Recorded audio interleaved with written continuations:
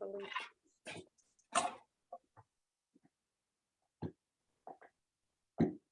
We're live on Facebook for our monthly Zoom meeting. It's March 9th, 5 p.m. I hope all of you who are joining in on Facebook Live will find this informative. We have all of Counsel in attendance and counted for. Thank you all for coming.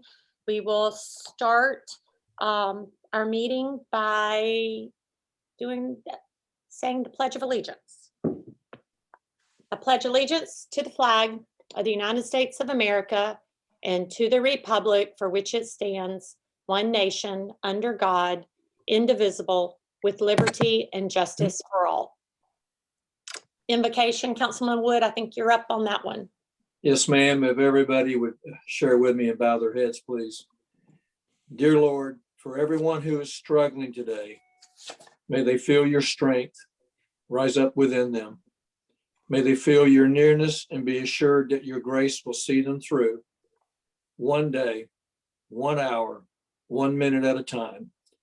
Please meet each need and fill each heart with your hope and peace. In the name of Jesus, we ask these things. Amen. Amen. Thank you, sir. We have adoption of the agenda. Scott, are there any changes to the agenda as was presented? No, Mayor, no changes to the agenda. Okay, if no other changes, is there a motion to accept the agenda as written? So moved. Second, Bridget seconded. Any discussion? All in favor? State by saying aye. Aye. Aye. Opposed? That's unanimous. We had a regular meeting of February 9th. If you've had a chance to look over the meeting minutes, if there are no changes or additions or edits, is there a motion to accept? So moved. Is there a second? Second. Any discussion? All in favor, say by saying aye. Aye. Opposed? That's unanimous. We have 3 items under our presentation, celebrations and recognitions. First is our student of the month, which, Kim, I don't know that I have that pulled up for me. Awesome. Katie Banton. She goes to Bluffton Middle School, and there you go, that's perfect.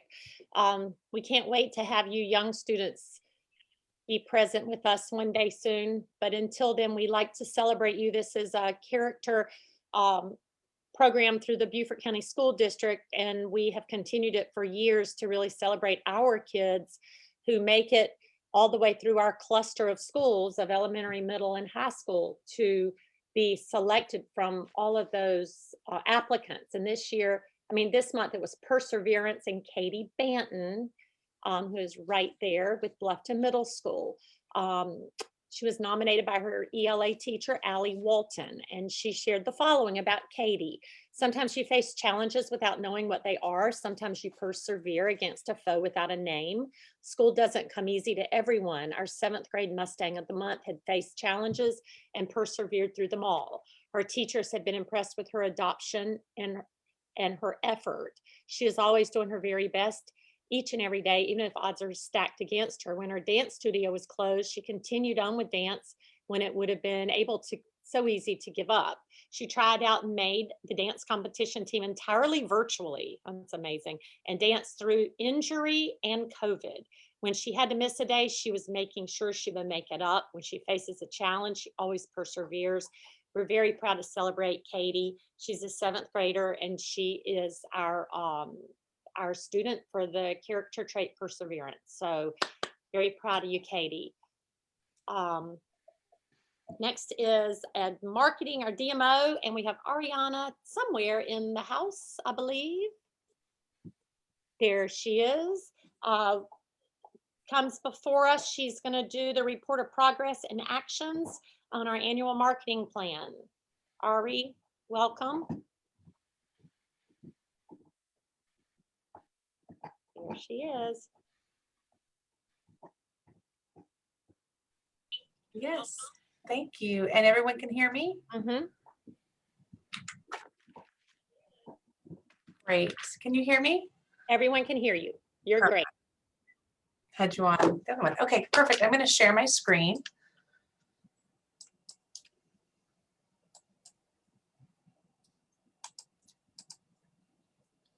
Wonderful. Great. So I'm going to take you through just a handful of slides, and I'm here as well as our controller, Ray Deal, are here to answer any questions that might arise from the presentation or outside. So we are here to present our Q2 2021 update. So again, recapping October, November, and December. We just wanted to share quickly with you where we were from an accommodations, RevPAR and ADR standpoint. As we know, we have the 3 accommodations properties contributing into these numbers. And with COVID, obviously impacting 2020, this is where from those 3 months, our numbers sat for those 3 metrics.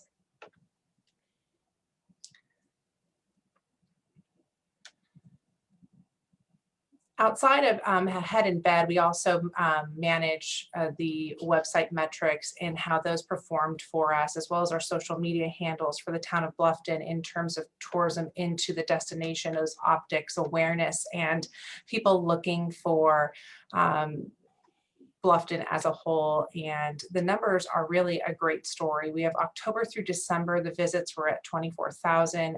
Referrals, those were handshakes out to business for over 6,000 over that 3-month period.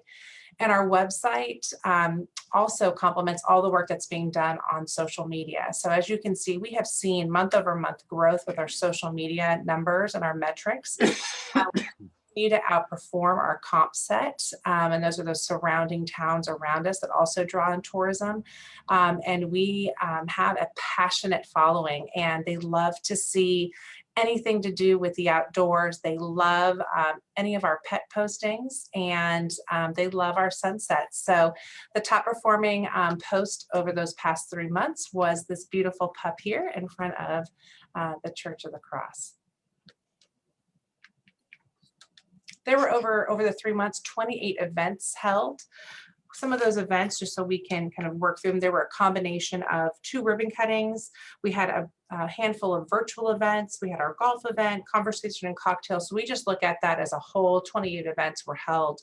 There was over 19,000 participants, either virtually or in person.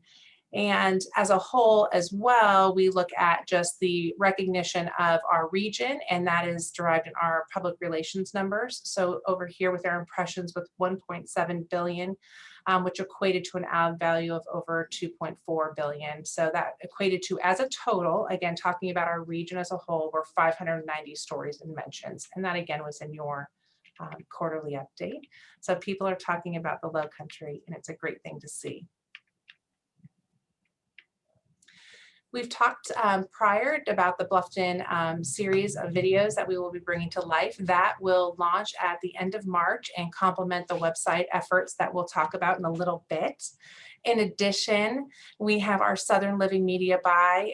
The work in terms of the buy and creation of the ad itself and the content was done in the last part of the year, October, November, December, but it actually ran in January, February edition of first of this year. The distribution was 917,000, and we focused in on those drive market opportunities. So South Carolina, Georgia, North Carolina, and the Midwest as a whole. So it was really great reach and distribution. And those new initiatives that we spoke about were the upcoming vacation planner. So as you know, you do sit within the vacation guide that exists today. And the opportunity has come to us where we are going to produce a town of Bluffton specific vacation planner that will hit in early April. There's going to be 3,000 units in total. It's going to have not only a printed version, it's also going to have a digital version. There's going to be a social promotional campaign and digital campaign that promotes the guide itself. And it's going to really just tie everything back to that website initiative that I'm going to speak about now. But from a content perspective, this is going to be really a great look into all the great rich history and stories of the town of Bluffton. That wireframe or outline, I should say, was provided earlier this month to both Lindsay and Scott, and we've been working hand in hand on ensuring those details so we can get that to print. So visit bluffton.org. This is an exciting project and all things lead to this platform. So again, we're still tracking towards an end of March launch. And again, the social efforts that we've had in place for the last couple of years, all of the digital third-party buys that we do are efforts that are going to be tied into the digital vacation planner, all going to tie back to eyeballs back to this website, which is extremely exciting. We're going to be promoting in the awareness and the opportunity for the town of Bluffton, and it's very exciting. So again, that opportunity was also, we're working closely with Scott and Lindsay on that, and we're excited to share that detail with you as well. So we're going to dive into the budget discussion. So again, at the beginning of this fiscal year, we had worked closely with the town and worked to an amount that was agreed upon at $82,000. This was right at the height of the pandemic. We were unsure of where the future was going to be over this past year. But as we worked through the year, we worked closely with both the town and our Ray Deal, our controller, and obviously the quarters have shown, well for us over in terms of what was approved originally back in early part of 2020. So we are just bringing forth an amended budget to sit closely and more aligned with the actual. Actual dollars that we have received from the accommodation tax. So in front of you today for discussion and approval are the amended numbers against the programs and initiatives that we had presented originally.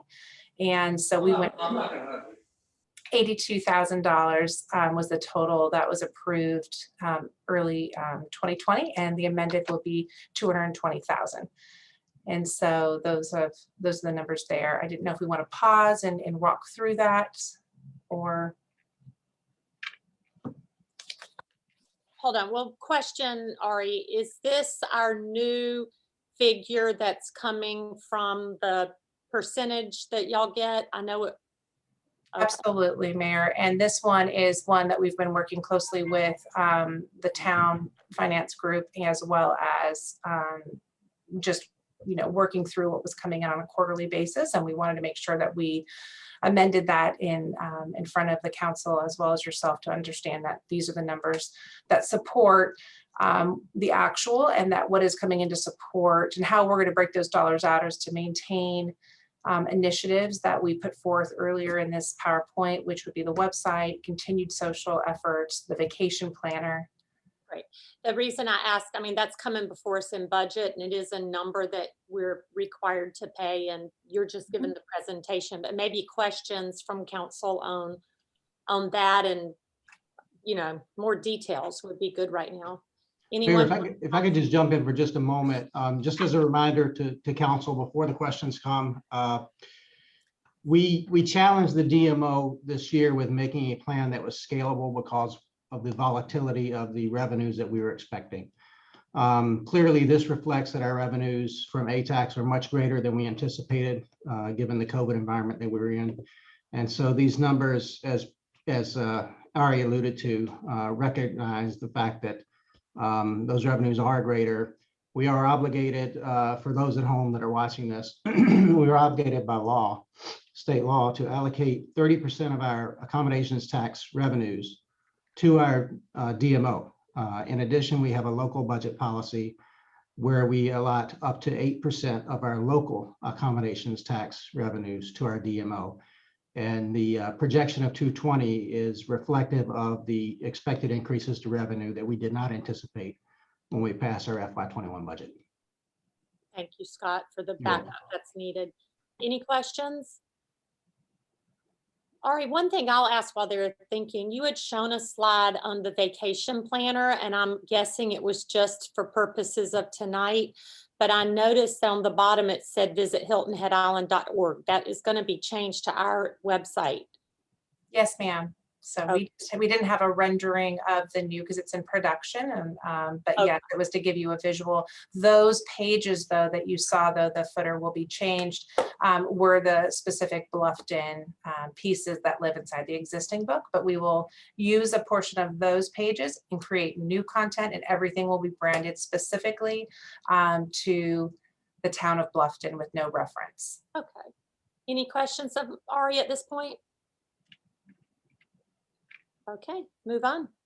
Okay, that was it. That concludes my presentation, and I just wanted to say thank you for the opportunity, and we are here in partnership to ensure the destination is promoted, and we're excited to answer any other questions or meet with you soon. Okay, Thank you. last call for questions or comments. There you go. Thank you. Thank you. Next is our Palmetto Breeze FY22 budget request and service plan. Scott thought it was appropriate and needed for Mary Lou to come because she has some exciting news on routes and different things that we might be seeing that'll bring our workers and get them to their jobs. So Mary Lou, good afternoon. You're up. Whenever you connect, there you go. There you go. I'm here. I'm getting better at this. Let's not get too good at it. All right. I turned off my Facebook where I was tracking what you were saying so I wouldn't get feedback. So Cute. No, we just said you're up. You're going to give us a quick presentation on your request and your service plan. okay, well, I'm going to start with I'm going to share my screen. Work on that. This is my first one that there isn't somebody here clicking the buttons, so I think we'll be okay. So in 2017, the Hilton Head Bluffton area became a small urban transit service provider. Due to the increase in the number of people in the urbanized area, we now get a new source of funding in addition to what we got for the rural area. And so we have since 2017 been developing concepts and plans to further public transit in the urbanized area. And we did Hilton Head first. And so we're not going to talk about them. And this is for Bluffton. And we went with these smaller buses. They seat 24 people. And we purchased 5 of them. And they're for service in the urbanized area. And it's a little busy, but the original urban services plan study that went around last year that we did included Palmetto Bluff. Well, it turns out this year they're not in a position to help support the funding of the route. So we retooled it to do the route the way it was, but without the Palmetto Bluff portion. And the purpose of this route and what really drove us to, as we went through the planning exercises, was to hook up the apartment complexes on the Bluffton Parkway and up on Simmonsville. And again, we go on the Bluffton Parkway as well for the homes and things that are in the area there if people want to walk down. But the idea really was to connect the high residential areas like apartments to all the different job sources in Bluffton. And so we do serve the Sam's and the Walmart. And on Buck Island, it says Publix, but we're going to serve that medical building as well, where there's a lot of employees. We also wanted to look at recreation areas. So we go to the regional park that has the skate park, and from what I understand, indoor basketball. And we go to the Buckwalter complex, and Evercore, I think, employs about 300 people in there. All of the retail, the hospitals, the TCL campus, the culinary school, all of that is all served in that Buckwalter place. So we think that, that's a place people are going to want to go and come from. And then in looking at the piece of Buckwalter Parkway that goes up to 278, there's a lot going on there too. And we have extra time in our schedule. So right now it'll be for layover, but we will serve Washington Square. We'll serve any new things that come up along that way. And again, the same focus is to get folks moving around without their cars conveniently, and in a way that we serve all of the jobs, as many job sites and residents and recreation areas. The folks at the vineyard, when they were building the vineyard, they had a conversation and cocktail that I went to and met them. And they were excited for us to come right in and turn around right in their driveway, which works really well. And their focus wasn't so much for the residents as they wanted to be able to get employees to the workforce. And so that fit right in with what we're doing. And so that's our plan for the routes. I don't know if you want to entertain questions about the routes now, or I just have some more. I can go all the way through, or Go through it and then go back to that if council has questions. How about that? okay. Okay, and then this would be the proposed timetable, and this is the Bluffton Parkway route. And what I would just really point out that we didn't have when we included Palmetto Bluff, because they had specific times they wanted us to meet. The bus is going to come every hour, and it's going to come. The colors are for me because they're two different buses. But if you look at any one location, it comes at the same time every hour. That's really important for people catching a bus, that they don't, if they have a particular bus stop, they know what time the bus comes. So we like that. Excuse my ums. And then this is the part that goes from Buckwalter Place to Berkeley to the Vineyard and back. And as I said, this bus actually connects with this bus. They're the same two buses. And so there's layover time at Buckwalter Place on both sides, which, as I said, would take up for like really busy traffic, or when we go into Washington Square and service in that area, we have time to do more things. And so I like the idea that we have a little bit of time, and the drivers will have a little rest break if they need it. And here's just some of I have somebody that did some marketing. Brian Sullivan is our marketer. And we just came up with some samples of what we were thinking about as far as what the bus stop signs could look like. We're very open to anything if the town says, well, we like that, but we want it different than this. That's fine. Our idea was also that people could take their phone and take a picture of the QR and get information on that bus stop, what times the bus comes, everything that, we will load up for that particular stop. And then we also have money.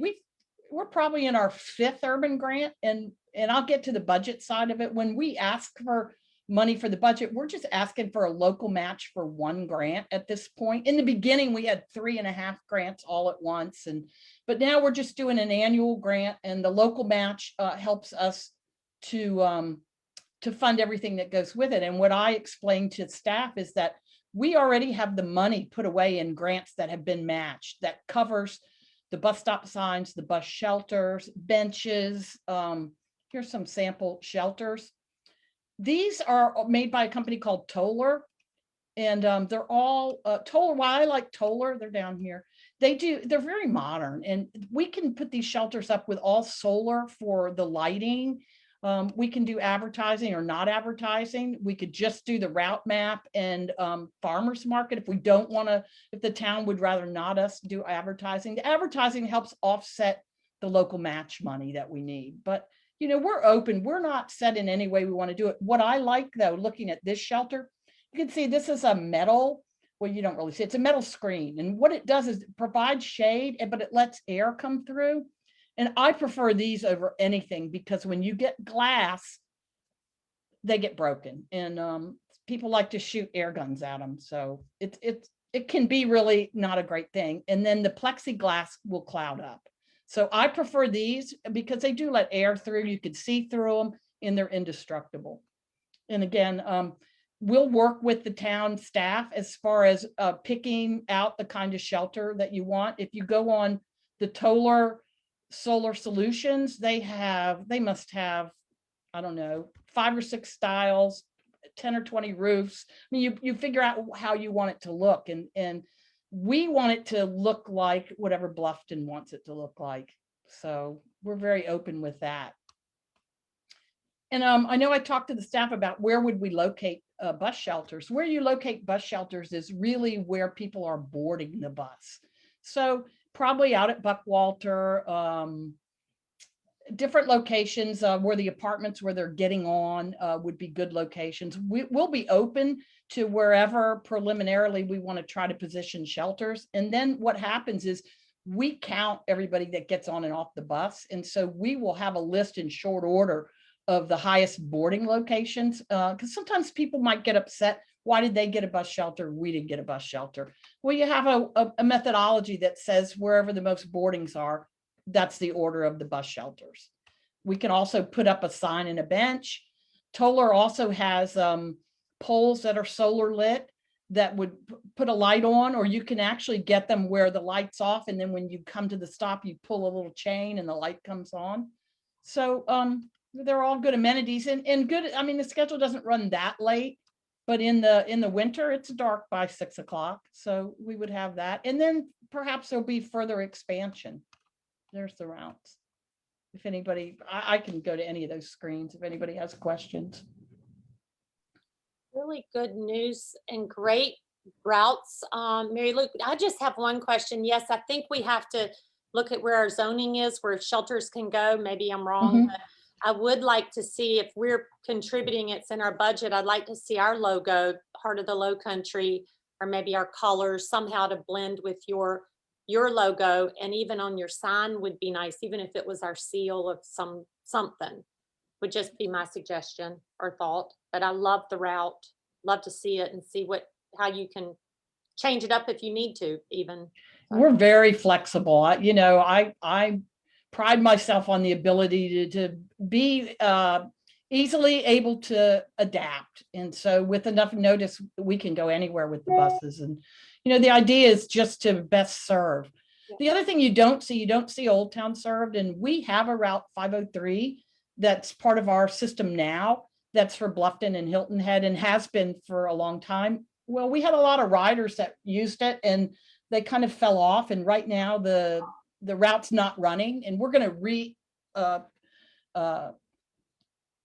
deploy that route with this service, or even before, but making sure that it connects. So if you're coming up out of Old Town, maybe even Aljoy, we still haven't got it all the way planned, that we'll come up probably to the Walmart or maybe to Tanger and allow you to get on this route network, and it will still go to Hilton Head as well. And so all the folks that ride here, if they are going over or back, we'll have a way to connect this to the routes in Hilton Head.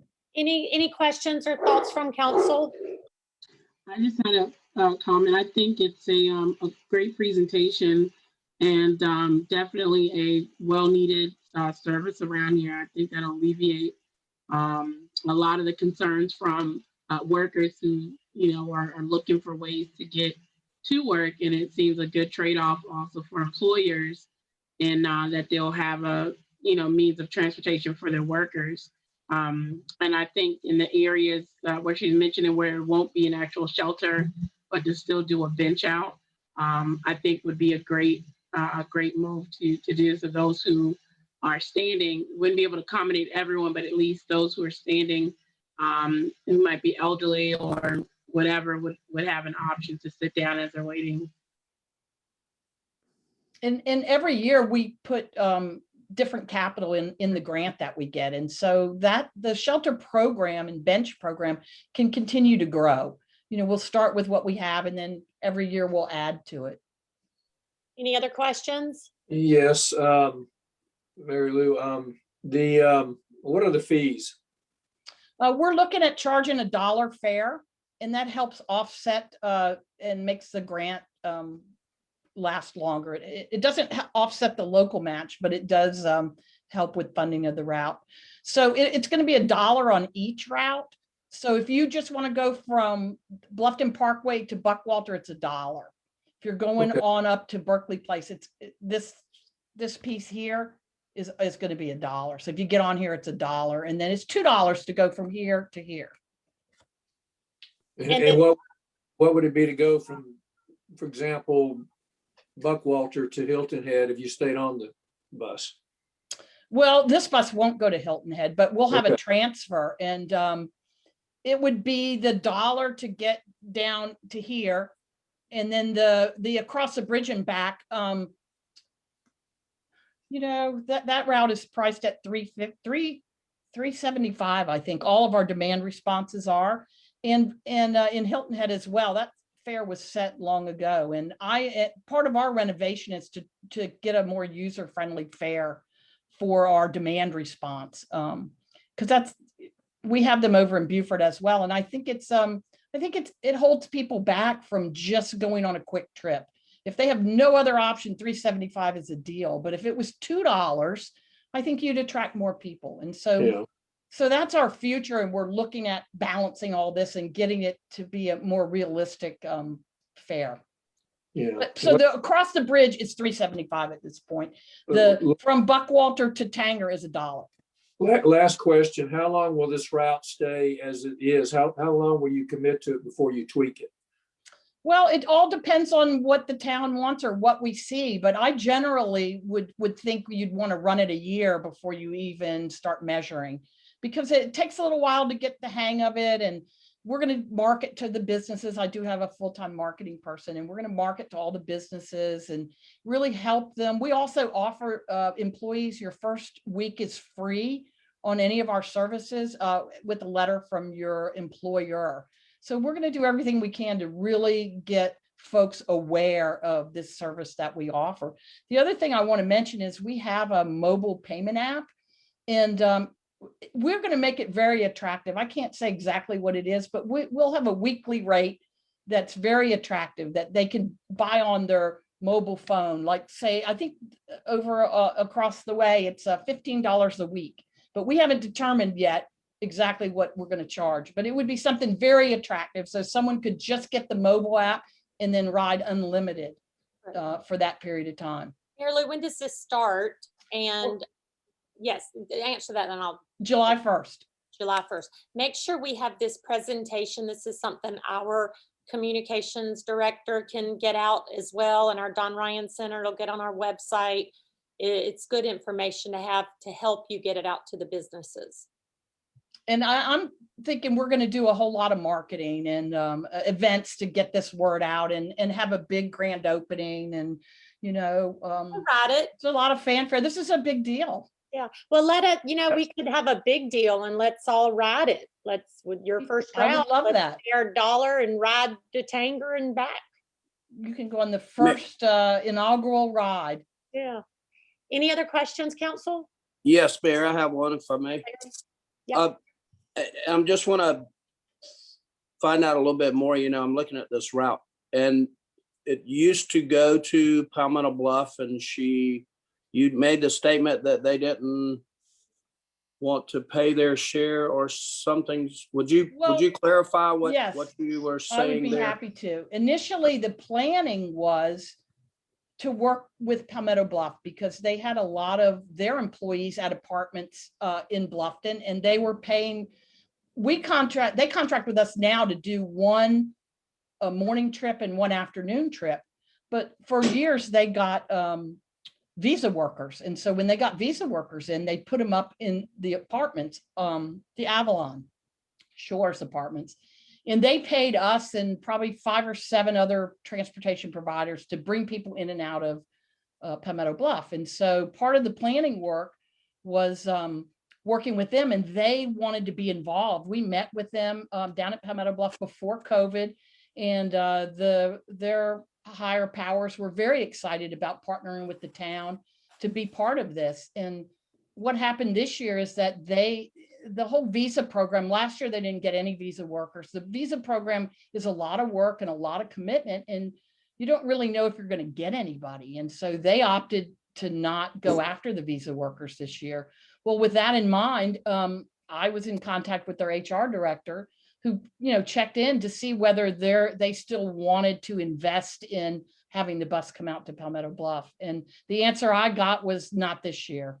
Well, they don't have people to put on the bus. That's right. We're not solving a problem for them. Yes, but I think they'll come back to the table, and it's not just us, it's a federal government issue on these visa workers, and no one's getting them at the moment. So, yeah. I get all that. And I was just trying to clarify. My last comment would be that, if they are in the town, so if we're going to support the route, for all the other businesses,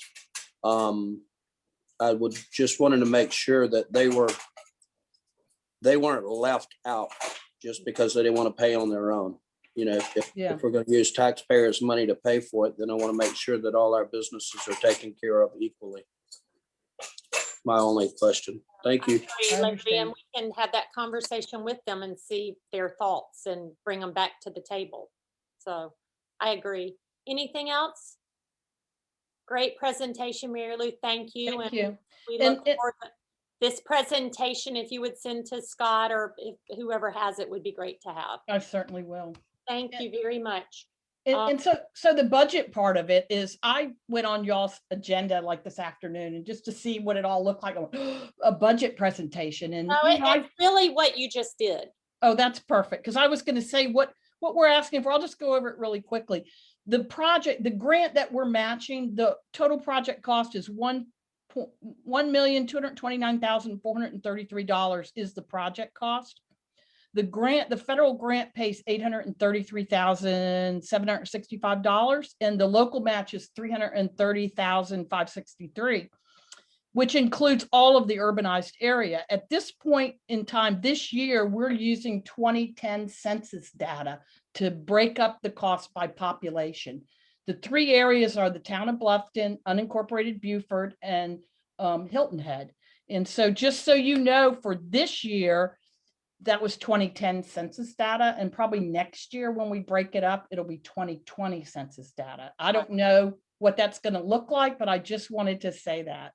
Well, let's get this year behind us and All right. and have a big success, and then it'll be easier. But this will be in our budget package, and we've already discussed it with Scott Okay. on our 2x2s. But it puts a face and a message behind what we see on paper, and we really appreciate it. Well, thank you so much. And you guys have been so good to work with and so positive. So, Well, thank you. Well, we got to move on so we can get through this council meeting. all right then. But Mhm. thank you very much, and we feel the same way about you. All right. Next is public comment, and Kim, do we have public comment tonight? Public comment. Public comment. Is No there- public comment tonight. There's no public comment, so public comment is over. Item number 8 is communications from mayor and council. Anyone at this point wanting to say anything good for the good of all of us in our town and anyone who's listening? Yeah, I have something to say, ma'am. Yes, Bridget. Just wanted to share the sentiments I'm sure many of us are feeling with the recent events that have happened, and just to offer my condolences to all the families affected and involved, and just say how proud I am of our town and how they rallied behind all the families and the show at the vigil and the various memorials that have been going on. And just like to encourage our young people, especially who are all greatly affected by this, and just to let them know that we're definitely here for them, and that it's going to take all of us working together to overcome this grief. And the second issue is I would be in favor of seeing council return to in-person and hybrid meetings if needed for council meetings as we're seeing, an increase with vaccinations and just other things. I think that would be it would be a preferred method for me. I'm not sure how the rest of council feels about that.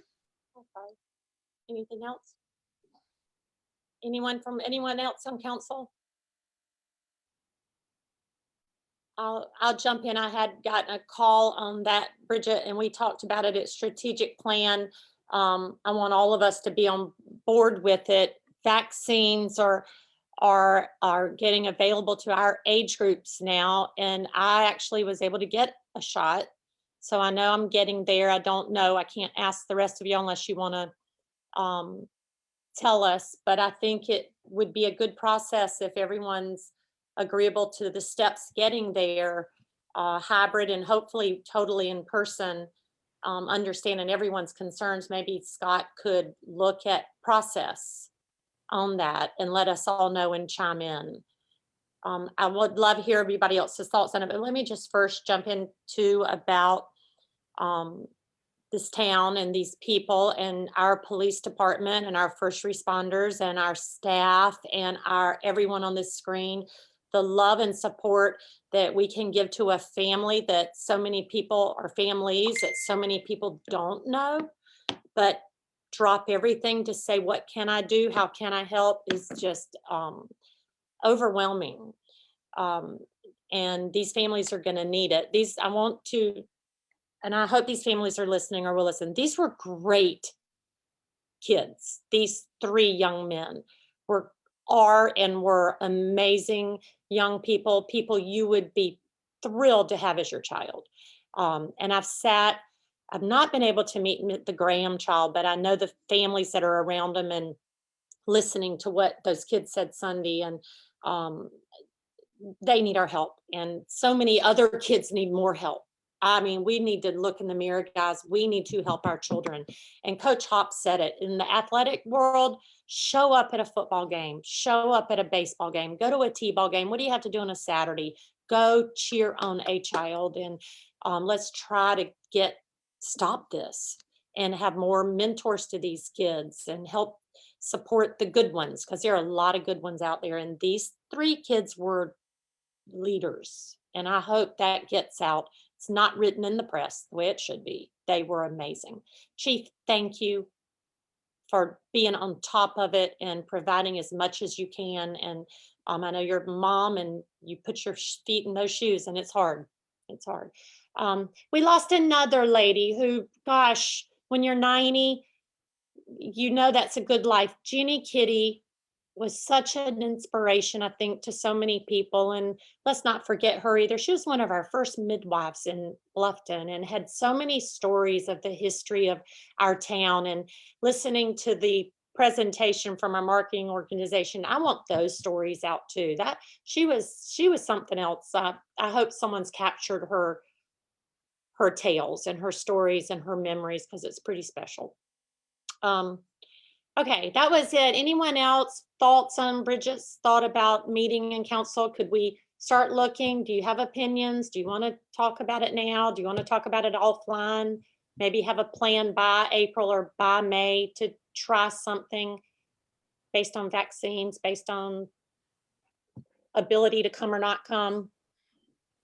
I think we need a plan to look at April or May, but it appears from what I'm gathering, those of us that sat at the dais will potentially have had the shots, the vaccine. I don't know how staff, where they are in this process, who would be needing to sit in the room with us and how they feel about it. We need to find that out. And then we have to have a plan as to how we will handle the public when they want to return. So these are things that we need to have answers to and get the kinks worked out ahead of time. Okay. Scott, take notes. I am. Also, I just want to offer that Lee, our emergency manager, has been doing a great job being proactive and leaning forward. Right now, we are beginning to execute a plan to bring staff back into town facilities, beginning with our senior staff this coming Monday. And then he will in turn work with each department director to put a plan together that makes sense for that department on how to bring their employees back in a way that will mitigate the risk of infection to the greatest degree possible. And to that end, he is also looking at ways we can bring you back and some of our other public bodies, the committees, boards, and commissions that you appoint. Ways that we can bring them back also for in-person meetings in ways that will mitigate the risk of infection. So by the time you are ready and comfortable to come back, we will have a plan that will allow you to do that. And in the meantime, if you need any information to help you with those decisions to inform the process, we are always happy to assist with that. And we are working behind the scenes on that all the time. Anyone else, Mayor, Council, on any other conversation? I just back up on Scott right there. Scott, when y'all get your plan ready, let me know what it is. And I'll, right now it's kind of like we're just reaching in the fog, seeing what we can catch, but, get some protocol in order and what we'll do, whether it's mask and distancing and who's allowed or not. And I'm wide open for, whatever everybody wants to do. Right. Well, currently, all of the other local governments around us, because sometimes we like to know what everyone else is doing, so none of us are too far out of step with one another. But so far, no one else is meeting in person yet, with the exception of Hardyville, which has continued to meet in person. However, when you look at the trend data with the infection rate continuing to go down, with the number of vaccinations continuing to go up, there is some encouragement that we would be able to meet in person without a dire consequence of everyone getting infected. We've got a fairly large town hall meeting place for council in our chambers. We can spread out just fine. We can spread the 5 of you out on the dais where you're probably no one's within 6 feet of one another on the dais, and we can bring in just the amount of staff that we need that would be presenting. And when that staff member finishes presenting, they can exit the room. And then that would also leave us limited seating for public if we choose to have it publicly accessible in a physical fashion. We will still broadcast the meeting, so the meeting will remain publicly accessible electronically no matter what. So I guess all of that is to say, Councilman Toomer, that we are ready at any time to hand you a plan to come back as soon as we get to the point where you have that comfort level. So we will support you. Hey, this is Fred. Thank you. It's obvious that we don't have a plan, and you don't plan for me because you don't have a plan. And I don't plan to be there until everyone is vaccinated that's going to be in the building. And so I don't know why this seems to be something that we feel like we have to do right now. The numbers, if the numbers are going down, that's a wonderful thing. But we haven't given it a chance to stabilize or come to a place where we know that we can measure that accurately. Going down, going up, it could go down for 2 weeks, and then it could go back up for 2 weeks. So without a plan, without something accurate that we can measure, please plan on having Fred call in on Zoom. And if I'm the oddball, then I've always led from behind. That's fine with me. No, you haven't. And I think if if we do that well, let's sum it up. Scott, get us a plan out, let us look at it and vet it. And But not a problem. We can do that. And maybe you can find out vaccination wise. I know we can't really spread that out with HIPAA unless they say it, but we can Right. get a good feeling and understand Fred's concerns. I'm on the line more with Bridget on meeting. I just would like to, before it becomes a question of why aren't we? And I don't know if we're there yet, but I feel by May you should have something. Right. April may be too quick. May be perfect, but maybe get us a plan, because you have 2 council members asking, 3, actually 4, and me. Right. Right. I'd like to see one. Yeah, we can definitely bring that plan to you. I will also remind council that a few months ago, you passed an ordinance that will allow you to have a hybrid meeting if you want. That means some in person and some electronically. And that is not an emergency ordinance. That is now part of our code of ordinances and a permanent feature. So.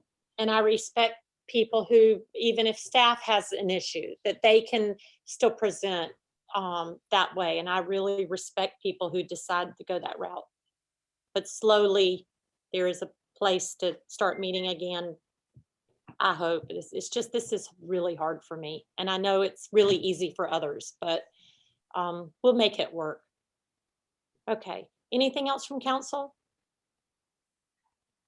Okay, we're moving on to workshop items. We have a workshop item tonight, and it is on the UDO on signage. I'll just get to that. So design standards, signs, architectural standards, sign guidelines.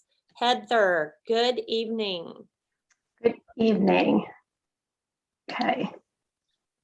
Can you see that? Sorry, multiple screens. I always want to make sure you can see the presentation. Can y'all see that presentation? Yes, ma'am. Okay, perfect. I'm here tonight just to give a brief overview and update on where town staff is concerning one of our strategic action plan agenda items concerning proposed changes to the Unified Development Ordinance as they relate specifically to signs. So why am I here today under a workshop item? Well, we said that we would work on changes to the UDO, like I said, related to signs and other various portions of the UDO. And again, this one is specific on signage. You know, why is that included in that strategic plan? Well, over time, you know, we have to adjust our regulations, and that's based on zoning best practices. What have we seen that's working, that meets with the community character, and also what in turn has changed concerning technology, content. Again, how signage is displayed is constantly changing, and want to make sure that that we consider adjusting our regulations if we need to. And then also representing changes in case law related to signage. As court decisions come about, we want to make sure that we align our regulations accordingly. And then we're always looking to make improvements to make sure that our regulations are very clear and concise, and that the process is streamlined and efficient wherever it can be. So again, just to set those clear expectations for everyone moving forward so that we can administer them accordingly. So when we looked at the Unified Development Ordinance related to signage, what we've done is basically performed an audit, so to speak. So we've reviewed what we currently have. And what we have are two different regulations. We have the standard regulations for signage through various zoning districts. And then we have signage that's related specifically to the historic district and guidelines specific to that. Then there are also various sections on permitting, a permitting requirement for sign permits not in the historic district, and permitting requirements for signs in the historic district. When you continue on, there's also regulations concerning lighting, as well as different definitions, and in some of those instances, regulations contained in the definitions. Going through the changes that would be proposed as part of the UDO would not necessarily govern properties that are located in PUDs or plan unit developments. However, in those districts, that the regulations on signage is governed by the development agreement. It varies by development agreement and then further by planning tracks.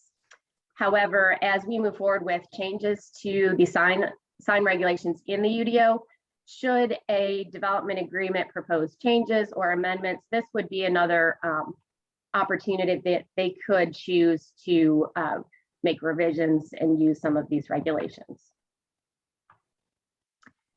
So a summary on the changes that we would be bringing forward to you in additional meetings are the regulations, like I stated, are in multiple sections with little to no cross-referencing. Sometimes cross-referencing can be problematic because if you change one section and not another, could create some issues. However, I want to make sure that everyone is well aware and doesn't miss, again, like I stated, the lighting for signage just because you're only looking at one section. So I want to make sure that we've got the cross-referencing or all of the regulations in one spot. The intent of the sign regulations, again, want to make sure that that includes all of the purposes. One is, for example, just preventing sign proliferation as far as just to minimize distractions. So make sure that that is clearly included in the intent of the sign regulations. And then again, like I stated, make sure that we reflect any changes to current case law. And we've already began the conversations with the town attorneys, and we will certainly continue to do so to make sure that we are including any current decisions that have been made concerning sign regulations and content specific. Moving forward in the historic district, like I said, there are specific regulations that are different if you are in the historic district, and there are various sign types that are specifically limited within the historic district. We also want to make sure that we add those permitted sign types Again, that would make the permitting process just very specific and make sure that we're using the same terminology. Like I said, canopy signs are not mentioned as a permitted sign type. However, they're considered a wall sign. So I want to make sure that we're making it very clear as far as what's allowed in the historic district. Like I stated, some sign definitions have no related standards. However, they're included in the definitions, such as a canopy sign. And again, just make sure that we fix that inconsistent terminology and have that clearly referenced in the UDO. Where we're at today is obviously the workshop, and just provided you an overview of at least the direction as far as what town staff is considering in terms of addressing. However, today I certainly entertain any questions you may have, as well as suggestions and things that we should consider as we're drafting the amendments to the UDO. Proceeding forward, what we expect and anticipate to do would be the next step would be a workshop with the Historic Preservation Commission, and town staff would really like their input as it specifically relates to the regulations for the historic district and signage in that area. The next step would be a planning commission public hearing, which is a 30-day public notice. So we would reach out and make sure that we receive any public comments and input, and a recommendation at that meeting to town council for your consideration at first reading, and then also a final reading and public hearing from town council as well. So that's how we anticipate the process moving forward. And like I said, just we wanted to provide you with an update to let you know what we are reviewing, what we're considering as far as making changes to the UDO. And like I said, if you have any other comments or things that you would like staff to consider as we move forward, I would certainly entertain that at this time as well. And I can get back to any slide, or I can close the screen for Suggestions for Heather, questions? Who enforces it when these are changed? So what we do right now is we always look for education and voluntary compliance first.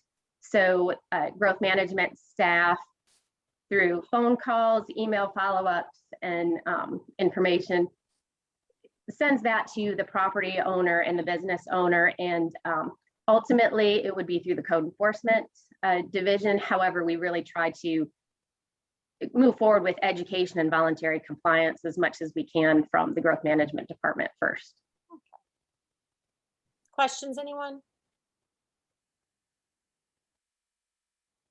Okay. Mayor, I don't really have a question. I look forward to hearing what the historic preservation and and the planning commission, what their suggestions and all are to us. And just what their opinions are. I don't really have a specific question about a specific thing until we get a little farther down the line, I think. Okay. I kind of feel the same way. I like the format. It'll be interesting to see what they hear in the public comment. Anything else from council?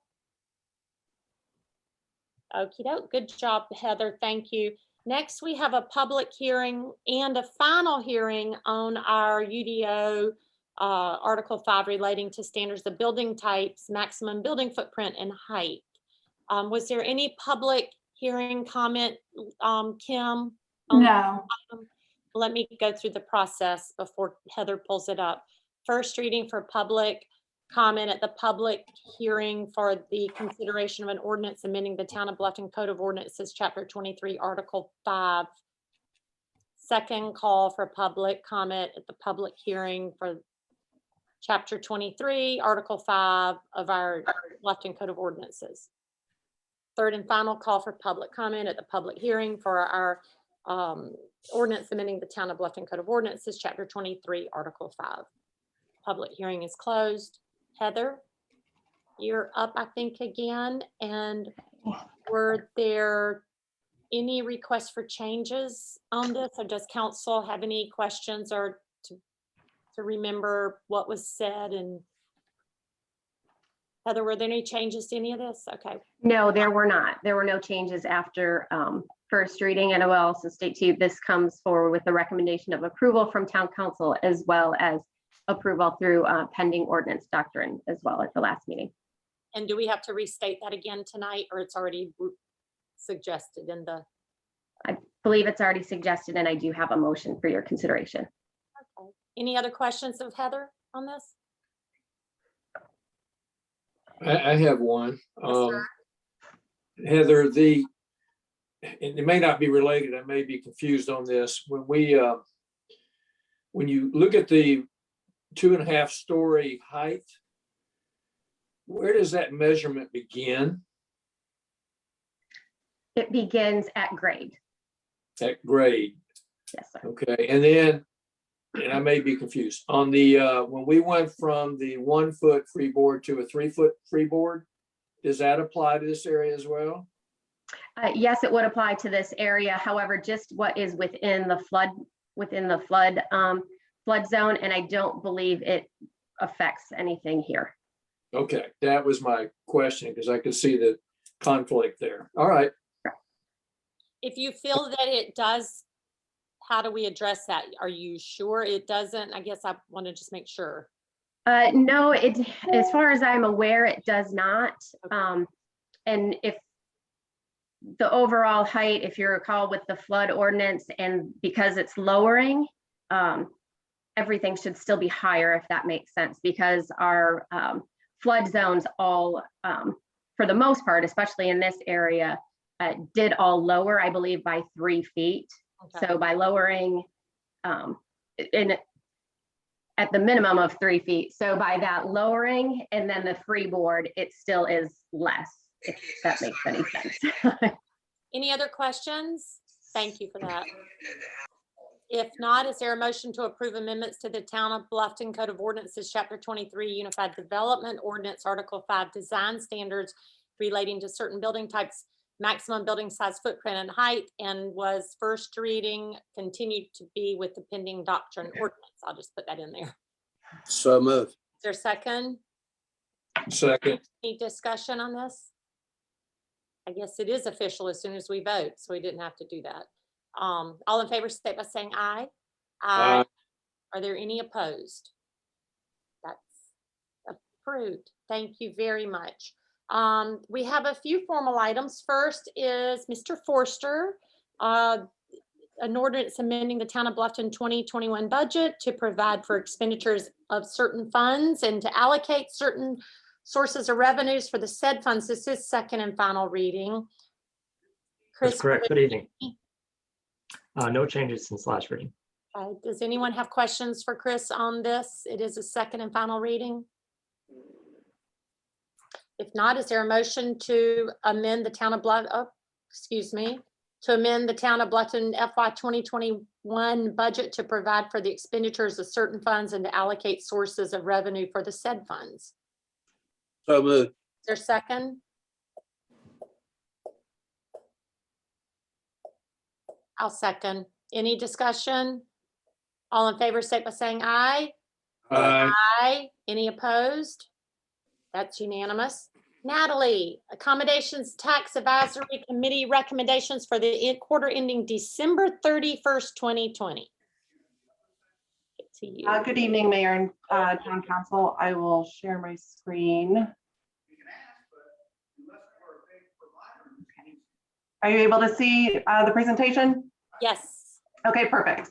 You have before you the Accommodations Tax Advisory Committee recommendations for the quarter ending December 31st, 2020. We have one applicant this quarter for your consideration with a total amount being requested of $33,800. Currently, there are $1,309,976 available for distribution, which is split between local and state accommodation tax funds. The request before you is the annual request for the Farmers Market of Bluffton. The Farmers Market is held every Thursday, which began this year on January 14th and runs through December 16th, 2021. The organization is requesting $24,000 in advertising and promotion and $9,800 in support for facilities of civic and cultural events expenses, which does include $4,800 for rent at the Hayward House. The committee has recommended to fully fund the eligible requested amount. And I'm not sure if Sam, our chair, is on, but unfortunately Kim had an unexpected emergency and she was unavailable to attend the meeting. But I'm happy to answer any questions that you may have. Any questions of council? Of course, I have, Mayor. A couple of things. The funds that you just mentioned, and this is really directed more toward council, it's 1.3 million total. The 1.1 million from the local A tax, 51% of that goes to the CIP. And I'm wondering if we might need to address that. It's getting rather large and it's probably going to continue to get larger. Something we can look at when we go through the budget process if everybody feels like that needs scrutiny. And one question too is the farmers market intent to relocate back at some point to Calhoun Street? Do we know? I thought this was their new permanent home. Permanent home, okay. Scott? I had to find my mute button there for a second. My understanding is yes, that is their new permanent home.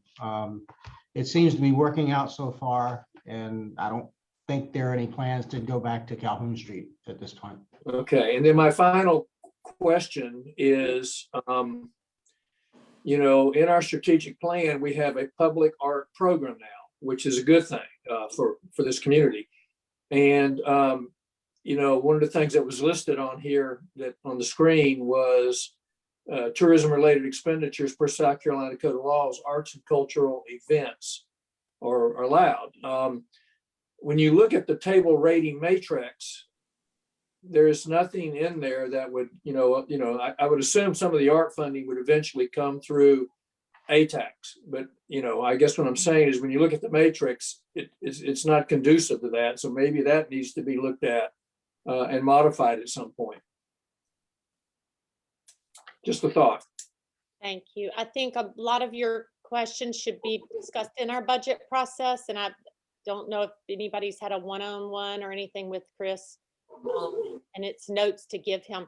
I think a lot of this is built up because we had no events, and I noticed with the governor and with Scott's email, is there a way to send out and remind people if they are nonprofits, say, please come to us with requests to let us at least vet them. Natalie, I guess I throw that at you and Lindsay to make sure we get this out, because not everyone's watching this council meeting. Not everyone understands what you need to be to even apply. So maybe it's time for a ATAX workshop with outside nonprofits. Yeah, that's a great idea. We can definitely do that. We can reach out to past recipients as well, just to remind them that process still exists. And we can also go out on our social media and explain what the ATAX grant process is, who's eligible, and how to apply. And then when we can finally open the facility up, hopefully in a few months or at some point this year, we can host an ATAX workshop for potential recipients. So those are all great ideas. Do it virtually if you can. Let's get it out because March is coming upon us. Yep. So, Good ideas. anything else on this? Good thoughts, Dan.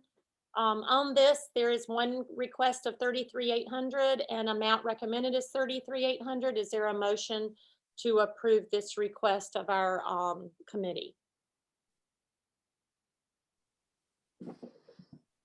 I'll make that motion. Is there a second? Second. Any discussion? All in favor, state by saying aye. Aye. Aye. Any opposed? That's unanimous. We have item number 3 under our formal agenda items, consideration of an ordinance authorizing the town manager to execute an easement agreement over certain real property owned by the town of Bluffton in favor of the Beaufort Jasper Water Sewer for the construction of a line. This is first reading. Brian. Good evening, everybody. Good to see you. Good to see y'all. As you said, this is the first reading of an ordinance to authorize the granting and transfer of a permanent utility easement to Beaufort Jasper Water and Sewer Authority. This is for the property located at 200 New Riverside Drive or New Riverside Road. This is also known as the New Riverside Barn Park. As you know, Beaufort Jasper is constructing a 36-inch water line along SC 46. This water line is part of a larger project in order to better serve the current customers, provide better water pressure and water flow to those communities, and then to plan for future development. Beaufort Jasper and staff have worked together to come up with a route that would preserve the most trees possible. This would involve coming onto town property and out of the right of way near the roundabout in New Riverside Drive and SC 46. This area in red is the proposed easement. It's about 5,000 square feet. It's 25 feet wide. I'll zoom in here a little bit. You can see we're not removing any trees on town property. There will be 2 trees removed just outside of the easement area, and that's in SC DOT right of way, but no trees will be removed on town property. That's the gist of it. Do you all have any questions? If not, I can go to the motion. Any questions of Brian? Okay, I've got it up, but you can pull it up. If not, Okay. this is the first reading of 2, and it is an ordinance, which is why it's on our agenda. Is there a motion to approve the first reading of an ordinance authorizing the town manager to execute an easement agreement providing a non-exclusive utility easement over certain real property owned by the town of Bluffton located at 200 New Riverside Road in favor of Beaufort Jasper Water and Sewer Authority for the construction and maintenance of water transmission line improvements? So moved. Is there a second? I'll second. Any discussion? All in favor, state by saying aye. Aye. Opposed? That's unanimous. Item 12 are our consent agenda items. If there's anything y'all like pulled out amongst those 6, speak now. If not, is there a motion to approve the items under consent agenda? Did you, was that Bridget? Is there a second? Second. Any discussion? These are all really important items and they are found easily on our agenda side of our website. So I urge people to go on and look at them. You see what our staff's doing. It's a lot of work they're doing every single month. Any other discussion? All in favor, state by saying aye. Aye. Aye. Opposed? Should I talk slower so I can get us to 7 o'clock? Owe me one. It'll be long in months to come. There is no executive session. I want y'all to realize that in the public. We only go into executive session when we absolutely need it. Anybody have anything to say about anything? Okay. Is there a motion to adjourn, Fred? So move. There a second? Second. It's second. Any discussion? We are adjourned. Good night, everybody. Bless you all, and I love you all.